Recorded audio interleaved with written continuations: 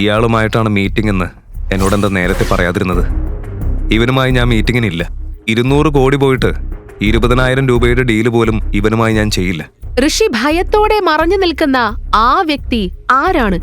ഋഷി ശരിക്കും ദരിദ്രനാണോ? അങ്ങനെയെങ്കിൽ 200 കോടി രൂപയുടെ ഡീൽ അവൻ എങ്ങനെ നടത്തുന്നു? ഒരു ഭിക്ഷക്കാരൻ എങ്ങനെ ഒറ്റ രാത്രിയിൽ 1200 കോടി രൂപയുടെ സാമ്രാജ്യത്തിന്റെ ഉടമയായി? ഒരു സമ്പന്നനായ ബിസിനസ്സുകാരൻ എന്തുകൊണ്ട് തന്റെ സുന്ദരിയായ മകളെ ഒരു ചേരിയിൽ താമസിക്കുന്ന ദരിദ്രനോട് വിവാഹം കഴിപ്പിച്ചു?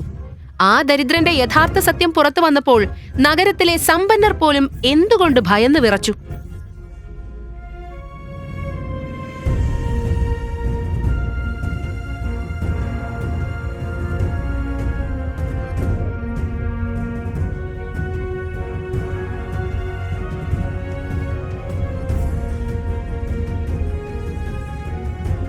നീ എന്റെ ഭർത്താവല്ലായിരുന്നെങ്കിലുണ്ടല്ലോ, എന്റെ ഫ്രണ്ട്സിന്റെ ഭർത്താക്കന്മാർ അവർക്ക് ഡയമണ്ട് റിങ്ങും വിലപിടിപ്പുള്ള ഫോണും വാങ്ങിക്കൊടുക്കുമ്പോ നീ എനിക്ക് തരുന്നത് ഈ 10 രൂപയുടെ പൂവാണോ? നിന്നെ എന്റെ ഭർത്താവാണെന്ന് വിളിക്കാൻ പോലും എനിക്ക് ലജ്ജ. മൂവ്.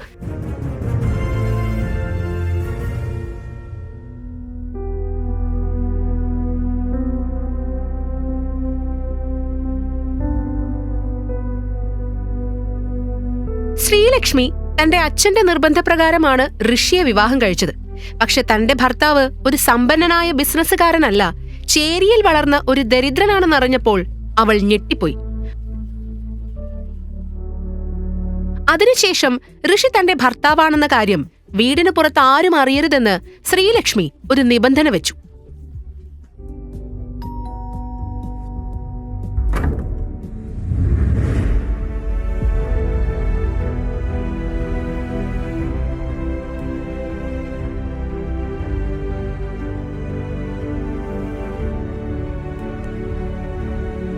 ഋഷി അവിടെ ഒരു വീട്ടുമരുമകനായി ജീവിച്ചു. പക്ഷേ അവനോട് എല്ലാവരും ഒരു ജോലിക്കാരനോട് എന്ന പോലെ പെരുമാറി. എല്ലാവരും അവനെ അപമാനിച്ചു. ശരിയായ ഭക്ഷണമോ സ്വന്തമായി ഒരു മുറിയോ അവിടെ അവനില്ലായിരുന്നു. ചിലപ്പോൾ കാർപ്പറ്റിലും ചിലപ്പോൾ നായകളുടെ മുറിയിലുമാണ് അവൻ ഉറങ്ങിയിരുന്നത്. ശ്രീലക്ഷ്മി തന്റെ സുഹൃത്തുക്കളോട് അവളുടെ ഭർത്താവ് വിദേശത്താണെന്നും അയാൾ ലണ്ടനിലെ പ്രശസ്തനായ ബിസിനസ്സുകാരനാണെന്നുമാണ് പറഞ്ഞിരുന്നത്. പക്ഷേ സുഹൃത്തുക്കളുടെ ഭർത്താക്കന്മാർ നൽകിയ വിലയേറിയ സമ്മാനങ്ങൾ അവർ കാണിക്കുമ്പോൾ ശ്രീലക്ഷ്മിക്ക് അസൂയ തോന്നുമായിരുന്നു. വാലന്റൈൻസ് ഡേ അടുത്തെത്തി. ഋഷി ശ്രീലക്ഷ്മിക്കായി ഒരു ചുവന്ന റോസ് ബൊക്കെ വാങ്ങി. പക്ഷേ അവൾ അത് സ്വീകരിക്കാൻ തയ്യാറായില്ല. അവൾ കൈയോടെ തള്ളിക്കളഞ്ഞ് ദേഷ്യത്തോടെ പറഞ്ഞു, നിനക്ക് 2 ദിവസം സമയം ഞാൻ തരും. കുറഞ്ഞത് 1 ലക്ഷം രൂപ വില വരുന്ന വില കൂടിയ വാലന്റൈൻസ് ഗിഫ്റ്റ് തന്നെ എനിക്ക് വേണം. ശ്രീ, ഇത്രയും പണം ഞാൻ ജീവിതത്തിൽ കണ്ടിട്ടേയില്ല. ഇത്ര വിലയേറിയ ഒരു സമ്മാനം ഞാൻ എവിടെ നിന്ന് സംഘടിപ്പിക്കും? എന്നെ വിവാഹം കഴിക്കുന്നതിന് മുമ്പ് അതൊക്കെ നീ ചിന്തിക്കേണ്ടതായിരുന്നു. ഭാര്യയുടെ ആവശ്യങ്ങൾ പോലും നിറവേറ്റാൻ കഴിയാത്ത ഒരു ഭർത്താവായല്ലോ നീ. 2 ദിവസം കഴിഞ്ഞ് വാലന്റൈൻസ് ഡേയിൽ ഋഷി ഒരു ഗിഫ്റ്റ് ബോക്സ് കയ്യിൽ പിടിച്ച് ശ്രീലക്ഷ്മിയുടെ മുന്നിലെത്തി. ശ്രീലക്ഷ്മി മുഖം ചുളിച്ച് ബോക്സ് തുറന്നു. പക്ഷേ അകത്തെ ആ സമ്മാനം കണ്ട അവൾ ഞെട്ടി.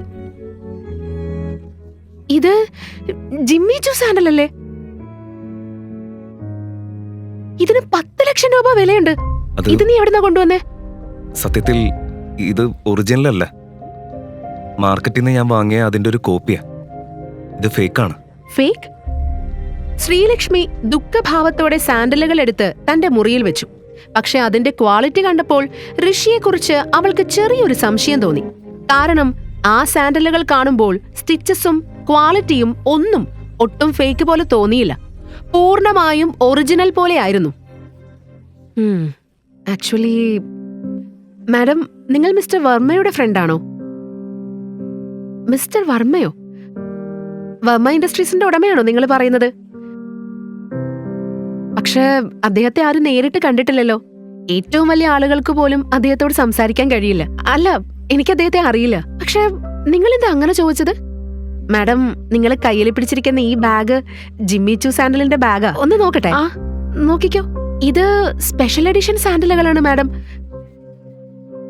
കട്ടിംഗ്, ഡിസൈൻ, ലോഗോ ഇതൊന്നും കോപ്പി ചെയ്യാൻ പറ്റില്ല. ഇന്ത്യയിൽ ഇതിന്റെ 2ാമത്തെ ജോഡിയായത്. ആദ്യത്തെ ജോഡി വാങ്ങിയത് മിസ്റ്റർ വർമ്മ തന്നെയാ. ഋഷി തന്നെയാണോ മിസ്റ്റർ വർമ്മ? അല്ലെങ്കിൽ ഋഷി ഈ സാൻഡലുകൾ മോഷ്ടിച്ചതാണോ? ഋഷിയുടെ യഥാർത്ഥ ഐഡന്റിറ്റി എന്താണ്? അവൻ സമ്പന്നനാണെങ്കിൽ എന്തുകൊണ്ട് ഭാര്യ വീട്ടിൽ ഒരു ലിവ് ഇൻ സണ്ണിലോ ആയി ജീവിക്കുന്നു? ഈ ചോദ്യങ്ങളൊക്കെയും ശ്രീലക്ഷ്മിയുടെ മനസ്സിലൂടെ ഓടിക്കൊണ്ടിരുന്നു. എന്നാലും ഋഷി എങ്ങനെയോ ഇതെല്ലാം അവൾക്കായി ഒരുക്കിയിരിക്കണം എന്ന വിശ്വാസം അവൾക്കുണ്ടായിരുന്നു. കുറച്ചു ദിവസങ്ങൾക്ക് ശേഷം ശ്രീലക്ഷ്മി ആ സാൻഡലുകളുടെ കാര്യം മറന്നു. ഒരു രാവിലെ വീട്ടിലേക്ക് പച്ചക്കറി വാങ്ങാൻ ഋഷി പുറത്തുപോയി. ശ്രീലക്ഷ്മി വേഗം റെഡിയായി ഹാളിലേക്ക് വന്ന് ദേഷ്യത്തോടെ വിളിച്ചു തുടങ്ങി. മമ്മി, ഋഷി എവിടെ? അവനെ കൊണ്ട് ഒരിക്കലും ഒരു ഉപയോഗമില്ല. സമയം ഇങ്ങനെ പോയിക്കൊണ്ടിരിക്കുന്നു. ഇന്ന് അവൻ എന്റെ ഓഫീസിലേക്ക് കൊണ്ടുപോകാന്ന് വിചാരിച്ചതാ. പക്ഷേ സാറ് വീട്ടിലില്ലല്ലോ. ഋഷി, നീ എവിടെയായിരുന്നു? ഈ പച്ചക്കറികൾ വാങ്ങാൻ പോയതാ. ഇത് ഞാൻ നിനക്ക് തരുന്ന അവസാന ചാൻസാ. എന്റെ ഓഫീസിലേക്ക് വന്ന് കുറച്ച് ജോലി ചെയ്. വീട്ടിലിരുന്നിരുന്ന് നീ പൂർണ്ണമായും മടിയനായി. വേഗം പോവാം. നീ കാരണോ ഞാൻ വീണ്ടും ലേറ്റ് ആയത്. എന്റെ ബാഗ് എടുത്തോണ്ട് വാ. ഇതെല്ലാം എടുത്തോണ്ട് വാ.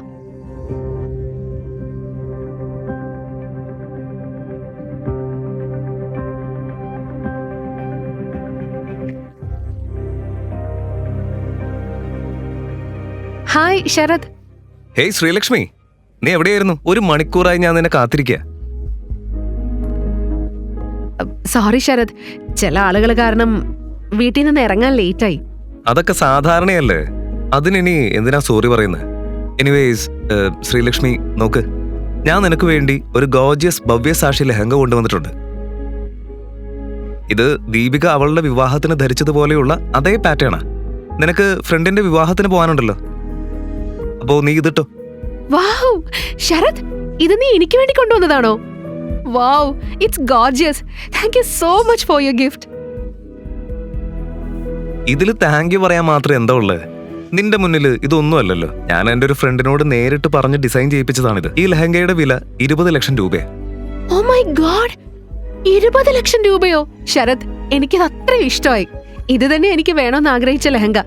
ഇനി ആ വിവാഹത്തിൽ എല്ലാവരും പറയുന്നത് ഒരേ ഒരു കാര്യമായിരിക്കും, ശ്രീലക്ഷ്മി ഭവ്യസാക്ഷി ലെഹങ്ക ധരിച്ചാണ് വന്നതെന്ന്. അത് ശരിയാ, നീ ഇതിനകം തന്നെ ഒരു സെലിബ്രിറ്റി പോലെയാ. ശ്രീലക്ഷ്മിയെ ഇംപ്രസ് ചെയ്യാൻ ശരത് തന്റെ മുഴുവൻ ശ്രമവും നടത്തിക്കൊണ്ടിരുന്നു. ശ്രീലക്ഷ്മി, ഈ ലെഹങ്ക ഫേക്കാണ്. എന്ത്? ഇത് ഒറിജിനലിന്റെ കോപ്പിയാണ്. നീ എന്താ പറയുന്നേ? നിന്നെ കണ്ടാ അറിയാം, ഒരു ഷർട്ട് വാങ്ങാനുള്ള പണം പോലും നിന്റെ കയ്യിലില്ലെന്ന്. ഭവ്യസാക്ഷി എന്ന ബ്രാൻഡ് നെയിം നീ കേട്ടിട്ടുണ്ടോ? അത് ഫേക്ക് ആണെന്ന് പറയാൻ നീ ആരാ? ഒറിജിനൽ ലെഹങ്കയിൽ സിൽക്ക് ഫാബ്രിക് ആണ് ഉപയോഗിക്കുന്നത്. ഇതിലെ തുണി തന്നെ വേറെയാ, ഡിസൈനും വേറെയാണ്. രണ്ടാമതായി, ഭവ്യസാക്ഷി എന്ന പേരിലെ സ്പെല്ലിംഗ് ക്യാപിറ്റൽ ലെറ്ററിലാണ്. ഒറിജിനലിൽ അത് സ്മോൾ ലെറ്റർ ആണ്. ഒറിജിനലിൽ എല്ലാ ഡീറ്റെയിൽസും കൃത്യമായിട്ടുണ്ടാവും. ഇത്തരത്തിലുള്ള ഫേക്ക് ലെഹങ്കകൾ മാർക്കറ്റിൽ 5000 രൂപയ്ക്കൊക്കെ കിട്ടും. ശ്രീലക്ഷ്മി അതെടുത്തു നോക്കി പരിശോധിച്ചപ്പോൾ അത് ശരിക്കും ഒരു ഫേക്ക് ലെഹങ്ക തന്നെയാണെന്ന് അവൾക്ക് വ്യക്തമായി. എന്റെ ഫ്രണ്ട് എന്നോട് കള്ളം പറഞ്ഞതായിരിക്കും. അവനെ ഞാൻ വെറുതെ വിടില്ല. ശ്രീലക്ഷ്മി, ഞാൻ നിനക്ക് വേണ്ടി ഒറിജിനൽ ഭവ്യസാക്ഷി ലെഹങ്ക തന്നെയാണ് ഉണ്ടാക്കിച്ചത്. എന്നെ വിശ്വസിക്കേ. നിനക്ക് ഞാൻ എന്തിനു ഫേക്ക് ലെഹങ്ക തരണം? എനിക്കിപ്പോ പോണം, കുറച്ച് ജോലിയുണ്ട്.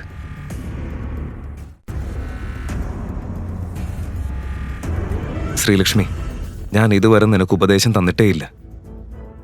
പക്ഷേ ഈ മനുഷ്യനിൽ നിന്ന് നീ അകലം പാലിക്കണം. നിന്നെ ഇംപ്രസ് ചെയ്യാൻ അവൻ ചീപ്പ് ഫേക്ക് സാധനങ്ങളാണ് നിനക്ക് തരുന്നത്. ഒരു ദിവസം ഞാൻ നിനക്കായി യഥാർത്ഥ ബ്രാൻഡഡ് ഗിഫ്റ്റുകൾ കൊണ്ടുവരുമെന്ന് ഞാൻ ഉറപ്പു തരാം. അതിനായി ഞാൻ കഴിയുന്നത്ര കഠിനമായി ജോലി ചെയ്യും. തന്റെ മനസ്സിലുള്ളതെല്ലാം ശ്രീലക്ഷ്മിയോട് പറഞ്ഞതിനു ശേഷം അവളുടെ മറുപടി പോലും കാത്തു നിൽക്കാതെ ഋഷി അവളുടെ ക്യാബിനിൽ നിന്ന് ദേഷ്യത്തോടെ പുറത്തേക്ക് നടന്നു. 2.5 വർഷത്തെ വിവാഹ ജീവിതത്തിൽ ആദ്യമായാണ് ശ്രീലക്ഷ്മിക്ക് ഋഷി തനിക്കായി കരുതുന്നുണ്ടെന്ന് തോന്നിയത്. തെറ്റായ ആളുകളിൽ നിന്ന് അവൻ അവളെ സംരക്ഷിക്കുകയാണ്. ഋഷിയെ ഈ രൂപത്തിൽ കണ്ടപ്പോൾ ശ്രീലക്ഷ്മി ഞെട്ടിപ്പോയി. ഇന്ന് ആദ്യമായി ശ്രീലക്ഷ്മിയുടെ മനസ്സിൽ ഈ ചോദ്യമുയർന്നു. ഋഷി എന്നിൽ നിന്ന് അകറ്റി നിർത്താണല്ലോ ഞാൻ ചെയ്തത്. ഞാനൊരു തെറ്റ് ചെയ്തോ? എന്താ ഞാൻ ഇങ്ങനെ ചിന്തിക്കുന്നത്? ശരത് എന്റെ ബിസിനസ് പാർട്ണറാണ്, സമ്പന്നനും വിജയിച്ച ബിസിനസ്സുകാരനും. ഞങ്ങളുടെ കമ്പനിയിലെ പ്രധാന ഇൻവെസ്റ്റർ അവനാണ്. ഇതിന്റെ പേരിൽ ശരത് എന്റെ കമ്പനിയിൽ നിന്ന് പിന്മാറിയ ഋഷിയുടെ കാരണത്താൽ എന്റെ വർഷങ്ങളായുള്ള അനുഭവവും പരിശ്രമവും നഷ്ടപ്പെടുത്താൻ എനിക്ക് പറ്റില്ല. എനിക്ക് ഋഷി വേണ്ട, എനിക്ക് ശരത്താ വേണ്ടത്. ഋഷി, ഇതെന്ത് ഭ്രാന്താ? അതെ, എനിക്ക് ഉപദേശം നൽകാൻ നിനക്കാരാ അവകാശം തന്നത്? ഷട്ടപ്പ്! എങ്ങനെ നിനക്ക് ധൈര്യം വന്നു? നിന്നെ ഇവിടെ കൊണ്ടുവന്നതാ ഞാൻ ചെയ്ത തെറ്റ്. ഇപ്പോ ഒരക്ഷരം മിണ്ടാതെ ഇവിടെ നിന്ന് ഇറങ്ങിപ്പോ. Just leave. ഏയ് നിൽക്ക്, എവിടേക്കാ നീ പോകുന്നേ? നീ എന്റെ ശബ്ദം കേൾക്കുന്നില്ലേ? ഇത്ര നേരമായി വിളിക്കുക. എന്റെ മുന്നിൽ വെച്ച് എന്റെ ഗിഫ്റ്റിനെ അപമാനിക്കാൻ നിനക്ക് എങ്ങനെ ധൈര്യം വന്നു? നീ ഉണ്ടല്ലോ, നിന്നെ തന്നെ വിറ്റാലും ഞാൻ കൊടുത്ത പോലെ ഒരു ഗിഫ്റ്റ് അവൾക്ക് കൊടുക്കാൻ നിനക്കാവില്ല. രണ്ടാമതായി നീ നിന്റെ സ്ഥാനം മനസ്സിലാക്കണം. എന്നിട്ട് എന്നോട് സംസാരിക്കാൻ വാ. എടാ ദരിദ്രവാസി, വീട്ടുവേലക്കാരൻ മരുമകനെ, എന്നോട് സംസാരിക്കേ. പൊതുസ്ഥലത്തൊരു പ്രശ്നമുണ്ടാക്കാൻ ഋഷിക്ക് ഇപ്പോഴും മനസ്സില്ലായിരുന്നു.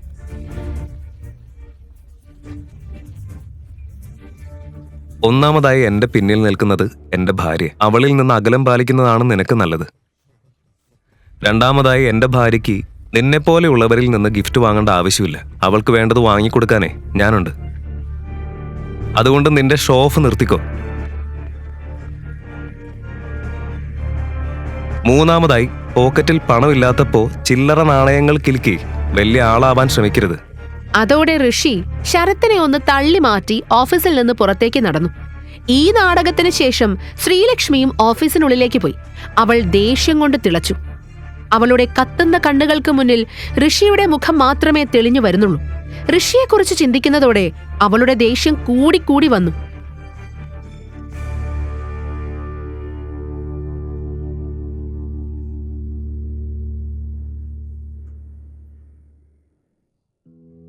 ഹലോ, ഞാൻ നിന്റെ കോളിന് വേണ്ടി കാത്തിരിക്കുകയായിരുന്നു. ഇന്നൊരു സ്പെഷ്യൽ ആളുമായി നിന്റെ മീറ്റിംഗ് ഞാൻ ഫിക്സ് ചെയ്തിട്ടുണ്ട്. അഡ്രസ് ഞാൻ മെസ്സേജ് ചെയ്തിട്ടുണ്ട്. നീ ഒന്ന് പോയി അയാളെ കാണണമെന്നാണ് എനിക്ക് തോന്നുന്നത്. ഇത് 200 കോടി രൂപയുടെ ഡീലാ. ഈ ഡീല് നീ ഫൈനലാക്കുന്നത് വരെ ഈ പ്രൊജക്ട് ഞങ്ങൾ സ്റ്റാർട്ട് ചെയ്യില്ല. ഓക്കെ? ആരെങ്കിലും കാണുന്നതിൽ എനിക്ക് പ്രശ്നമില്ല. പക്ഷെ അതിനു മുൻപ് എന്റെ 2 കണ്ടീഷനുകൾ കൂടി നീ നിറവേറ്റണം.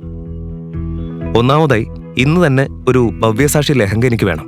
അതിന്റെ വില 1 കോടി രൂപയായിരിക്കണം. രണ്ടാമത്തെ കണ്ടീഷൻ ഞാനിപ്പോ വാട്സപ്പ് ചെയ്യാം. അതും അത്ര തന്നെ സ്പെഷ്യലാണ്. അതും നടന്നിരിക്കണം. ഓക്കെ? ഫോൺ കട്ട് ചെയ്തത് മാത്രം. വാട്സാപ്പിൽ ഋഷിക്ക് ഒരു അഡ്രസ് വന്നിരുന്നു. അത് ഗോൾഡൻ പാർക്ക് സൊസൈറ്റിയിലെ ഒരു അഡ്രസ് ആയിരുന്നു. അവിടെയാണ് മീറ്റിംഗ്.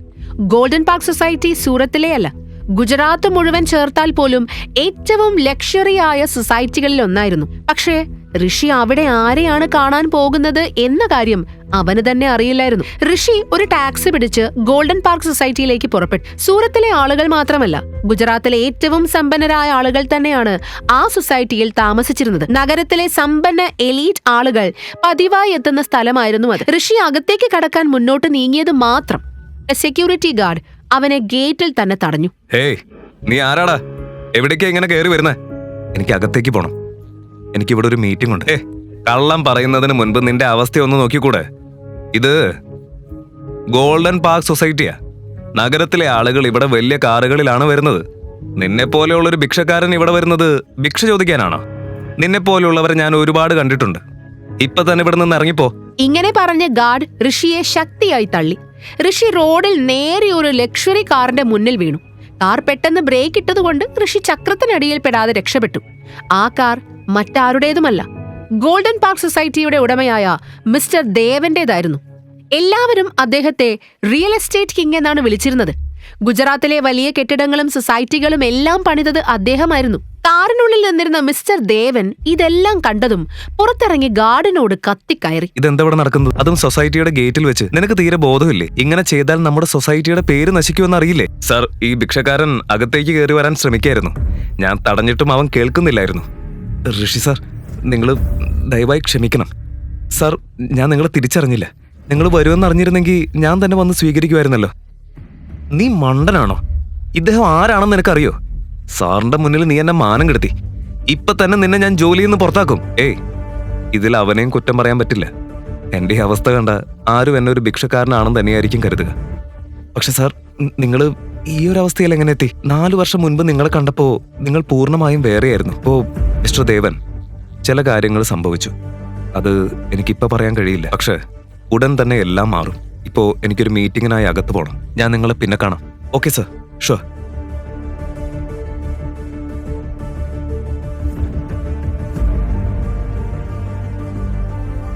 ഈ ഭിക്ഷക്കാരന്റെ മുന്നിൽ ദേവൻ സാർ ഇങ്ങനെ കുനിഞ്ഞു നിൽക്കുന്നത് എന്തിനാ?